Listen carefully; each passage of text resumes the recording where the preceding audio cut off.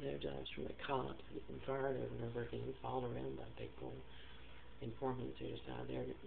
So many of them are just civilians that decide they're on a mission from God and play games with BJ in public. Oh God, and just think of those people alone.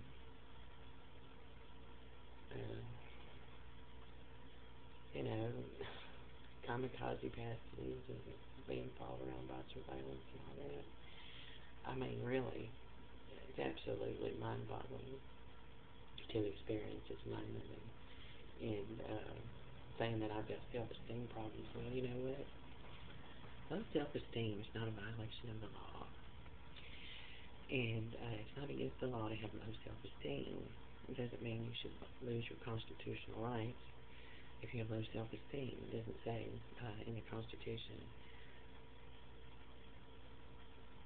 we hold these truths to be self-evident, all men are created equal, endowed by their Creator with certain inalienable rights, life, liberty, and pursuit of happiness, except for people with low self-esteem.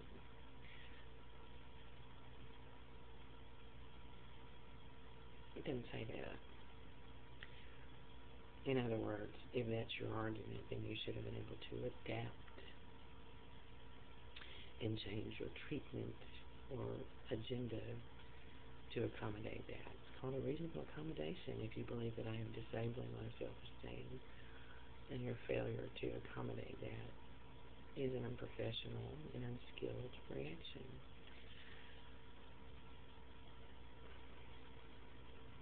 And to use that as the cornerstone of your argument to do all these elaborate things to me and my son, this manipulation that we experience on a daily basis.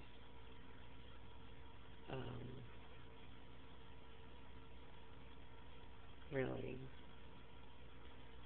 why is money your life?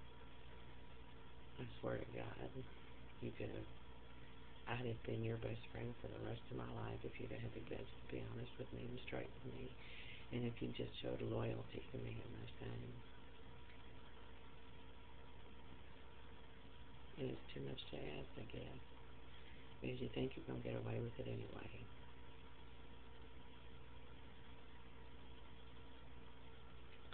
And it doesn't matter because you're Jesus, I guess, and since nobody else cares, and you say, I don't care, and that's all that matters, so you destroy my life and my son's life. So you can line your pockets and inflict terrible cruelty on us.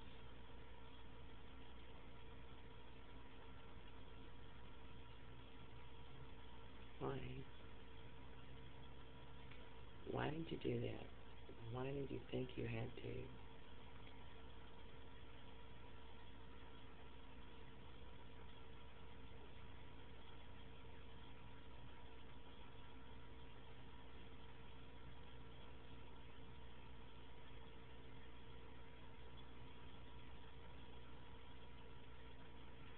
It's not just Steve, it's nothing personal I'm going to do this to you because I have to line my pockets. It's search and destroy is what my son and I have been through. And it's just really cruel.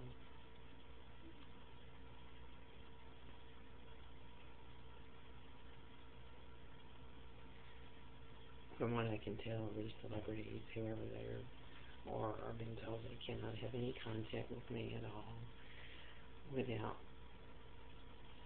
the permission and supervision of a Shreveport police officer. If I don't know, they've never met. Nobody's ever supervised me to date, with or without my knowledge. And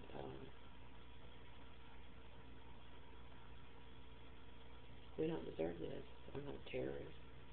We don't do anything wrong. I'm not a scam artist. I don't do anything to hurt anybody.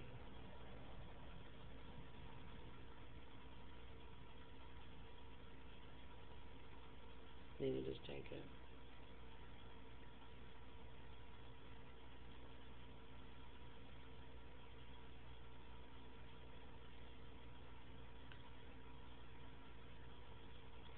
You did it because you had it in your heart to do it. That's all I can figure. Because that's the kind of person you are, because you like to hurt people. and you love money, and you sure as hell don't want to work for a living, because you can't stand people like me that do, and you hate people like my son Jacob, who just choose not to do the things that your juvenile delinquents do in the schools.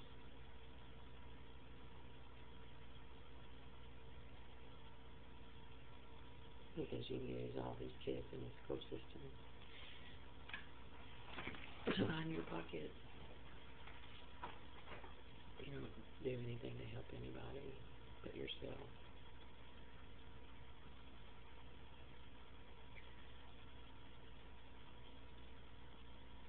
Why would I expect someone who's done these things to me and my son, or sat back idly watching these things being done to me and my son? Why would I believe for a minute that that's okay, and that if I just allow that person to have their way, that they're suddenly going to be nice to us? We're American citizens. We have rights to freedom, to work and live as we choose. That is nobody else's call. That's nobody else's business. We're not property, and I'm damn sure not going to be enslaved to anybody.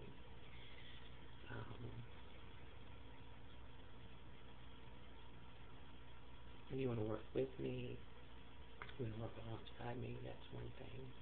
But trying to make me your slave, and that's what Jake and I have been made into, for people like that woman impersonating me next door, and whoever the woman is that tries to run as she be, and is pretending to be supervising me and my son. It's never met us and has nothing to do with us.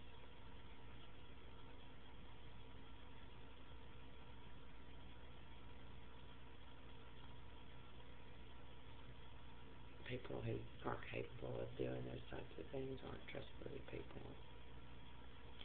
And they're not going to be honest because you go and confront them. I know that because I've confronted many snitches. I've jumped all over them. They don't start being honest because you tell them, they're liars. They're practiced liars.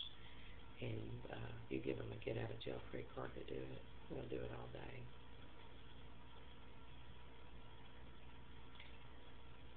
Why would you trust somebody capable of doing those types of things?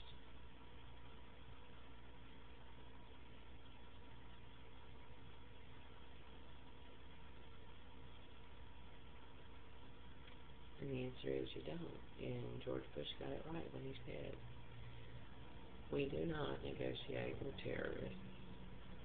And that is a very simple policy, and it's very effective. You have somebody that is destroying your life or your country and making threats. The last thing you ever do is give them what they want, because they didn't do all the work that they did to that point. So they'll just stop doing it if you play nice with them and negotiate with them. You have to beat the shit out of them. You have to destroy them. You have to let them know with absolute certainty that they are completely powerless and will not win. And that is the only way that my son and I will be able to survive this situation. Unless somebody decides to tell us the truth.